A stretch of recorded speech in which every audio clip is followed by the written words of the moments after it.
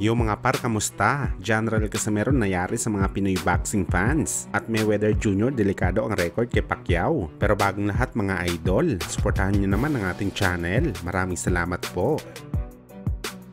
So mga par, matapos nga po binansagan ng most black boxer ang 2-division undisputed champion na si Shakur Stevenson, nang inayawan ito ng halos lahat ng mga top boxers sa 135 pounds, kung saan mga idol kabilang nga sa mga umatras sa laban kay Shakur ang dating undisputed champion na si Devin Haney, na mas pinili na labanan ang WBC champion sa 140 pounds na si Regis Prograis, si Isaac Pitbull Cruz na dati nang pinag-utos ng WBC ang laban nito kay Shakur. Kasunod nito mga idol si William Cepeda na makakalaban ngayon ni Mercedes Hesta, si Tank Davis na halos taon na din hinahamon ni Shakur, pero wala pa rin ito paramdam kung lalaban ba talaga ito. At ang huli nga mga idol ang alaga ni Errol Spence Jr. na si Frank Martin. Kahit world title fight ang laban, talagang inatrasan nito si Shakur sa bakbakan. Kaya karapat dapat daw talaga mga idol na tawagin ang most avoided fighter si Shakur Stevenson sa boxing sports ngayon. Kung saan dahil dito mga idol, maraming mga Pinoy boxing fans ang nagsasabi na ang Filipino version daw ni Shakur Stevenson ang angas ng Pinas General Casimero, dahil noong lumalaban pa ito sa bantamweight division, naging most avoided fighter din daw si Cuadro Alas sa 118 pounds. Marami daw ang ayaw lumaban sa kanya, kabilang na nga dito mga idol si Nonito Donaire Jr. na nauwi sa pagkansela ng kanilang laban, at syempre mga idol ang Japanese monster Naoya Inoue na halos taon din ang inabot ni Casimero sa kakatahol na labanan si Inoue, pero hanggang sa ngayon hindi pa rin ito kumakasa sa Pinoy. At maski ngayon mga idol sa super bantamweight, iniiwasan pa rin daw si Casimero, yun nga dahil sa potential na laban sana nito kay Raiz Alim. Bagamat may mga ilang Pinoy boxing fans mga idol ang nagsasabi na talagang iniiwasan daw talaga si Casimero sa parehong 118 at 122 pounds, pero hindi daw dapat ipagkumpara si Casimero kay Shakur Stevenson, dahil si Shakur daw mga idol iniiwasan dahil world title fight ang laban, samantala si Cuadro Alas naman daw mga idol iniiwasan dahil hindi naman daw title fight ang magiging laban kontra sa Pinoy. Malaki daw ang pagkakaiba dito mga idol. Well, simpleng real talk lang ito mga idol, pero insulto ito para kay Alas, dahil parang sinasabi kasi nila dito mga idol, naging most avoided fighter daw si Casimero, hindi dahil may takot sa kanya lumaban, talagang iniiwasan ng ito mga idol, dahil wala nga sila makukuha kay Casimero kapag lumaban sila dito. Well, para naman sa atin mga idol, malaki ang tiwala natin na walang takot na boxer sa kapwa nito boxer, basta magkasing bigat lang sila mga idol. Minsan kasi nasa business side ng boxing ang rason kung bakit hindi nakakalaban ang isang fighter. Wala pong takot na boxer mga idol, kaya nga tinawag sila na fighter dahil palaban. Meron naman siguro takot na boxer sa kapwa nito boxer,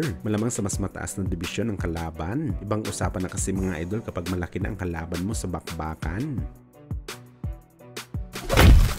Sa kabilang banda naman mga idol, Mayweather Jr. delikado na naman masapawan ni Manny Pacquiao sakaling tumuloy ang Pinoy legend sa 2024 Olympics. At kapag makasungkit ito ng gintong medalya sa bakbakan, kung matatandaan nyo kasi mga idol, nung sumali si Mayweather sa 1996 Olympics, bronze medal lang po ang kanyang naiuwi sa US. At todo iyak dito si Floyd dahil natalo siya sa huling laban para makalaban sana sa gold medal. Kaya kung sakaling makakuha si Pacquiao ng gintong medalya para sa Pinas sa edad na 44 anyos, talagang sapaw na naman dito si Floyd sa record ng Pinoy legend.